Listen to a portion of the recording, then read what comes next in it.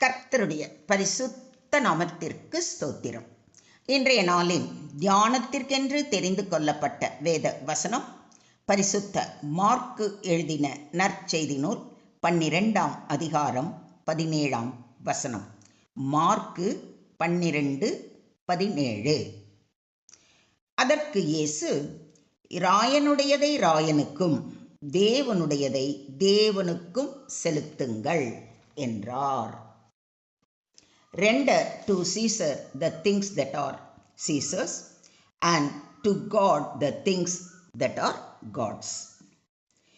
அதற்கு இயேசு அவர்களை நோக்கி, சீசருக்கு உரியவற்றை சீசருக்கும், கடவுளுக்கு உரியவற்றை கடவுளுக்கும் கொடுங்கள் என்றார்.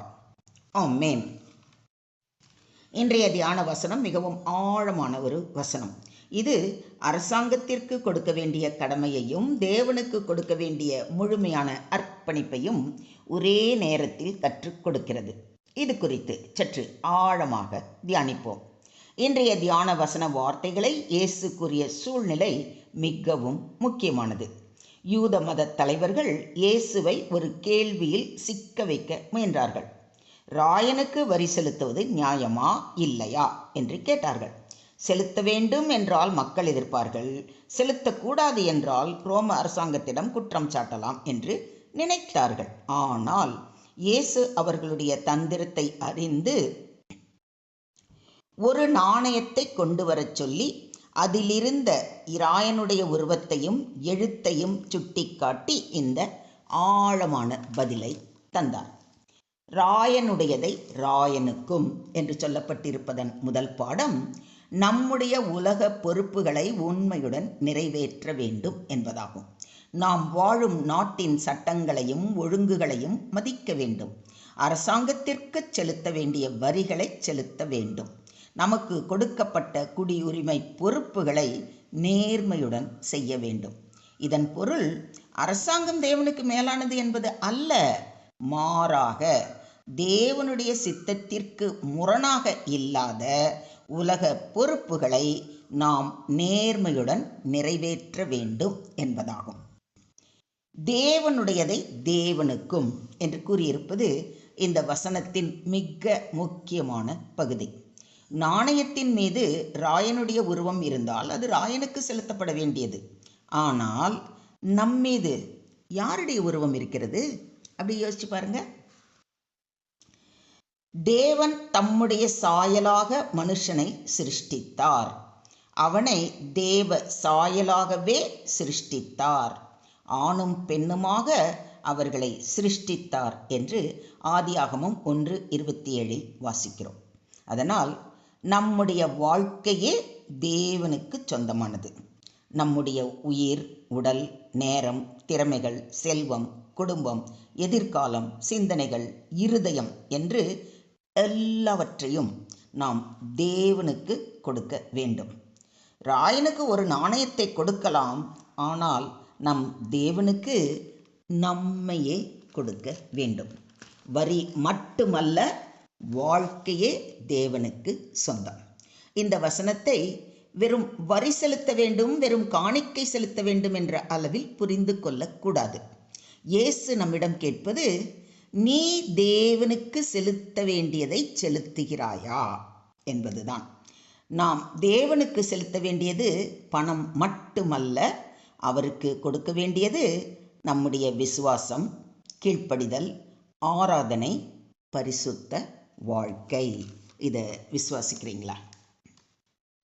அப்படி இருக்க சகோதரரே, நீங்கள் உங்கள் சரீரங்களை பரிசுத்தமும் தேவனுக்கு பிரியமுமான ஜீவ பலியாக ஒப்பு கொடுக்க வேண்டும் என்று தேவனுடைய இரக்கங்களை முன்னிட்டு உங்களை வேண்டிக் கொள்கிறேன்.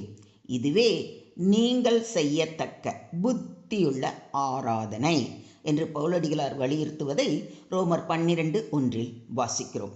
இதுவே உண்மையான அர்ப்பணிப்பு. நாம் உலகில் வாழ்கிறோம், ஆனால் தேவனுக்கு சொந்தமானவர்கள். ஒரு கிறிஸ்தவன் உலகில் வாழ்ந்தாலும் அவனுடைய முழுமையான விசுவாசம் தேவனிடமே இருக்க வேண்டும். அரசாங்கத்திற்குரிய மரியாதையை அரசாங்கத்திற்கு கொடுக்க வேண்டும். பெற்றோருக்குரிய மரியாதையை பெற்றோருக்கு கொடுக்க வேண்டும். சமூகத்திற்குரிய கடமையை செய்ய வேண்டும்.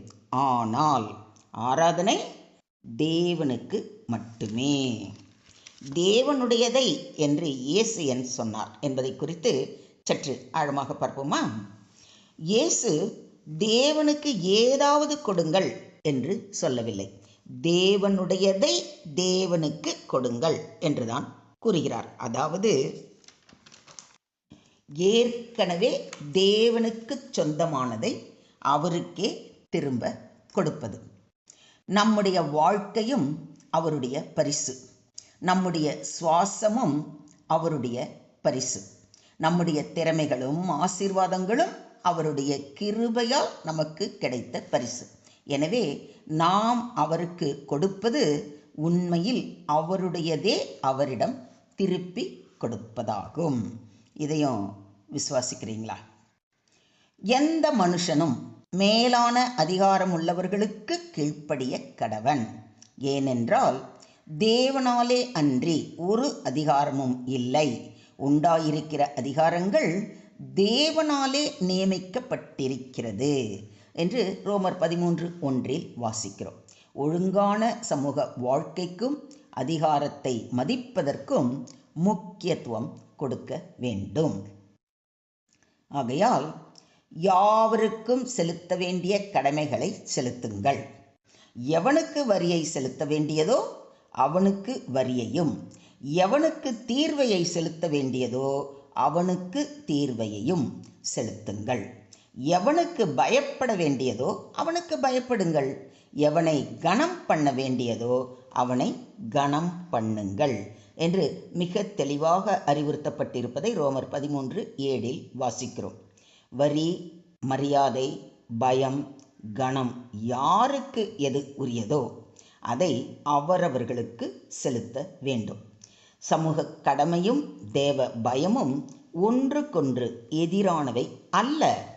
மொத்தத்தில் இன்றைய தியான வசனம் மூலம் நாம் கற்றுக்கொள்ளும் பாடம், உலக பொறுப்புகளை உண்மையுடன் நிறைவேற்றுவோம். தேவனுக்குரியதை தேவனுக்கு முழுமையாக அர்ப்பணிப்போம்.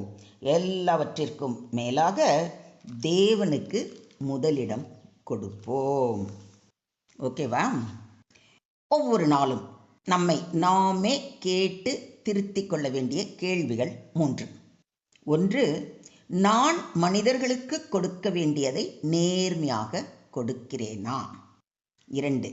நான் தேவனுக்கு கொடுக்க வேண்டிய நேரத்தையும் ஆராதனையையும் கொடுக்கிறேனா? 3. என்னுடைய வாழ்க்கையின் உரிமையாளர் நானா, தேவனா? இந்த 3வது கேள்விதான் மிகவும் முக்கியமானது. ஏனென்றால் நம்மை தேவனிடத்தில் ஒப்படைத்து விட்டால் நம்முடைய நேரமும் திறமையும் பொருளும் வாழ்க்கையும் சரியான இடத்தில் பயன்படுத்தப்படும்.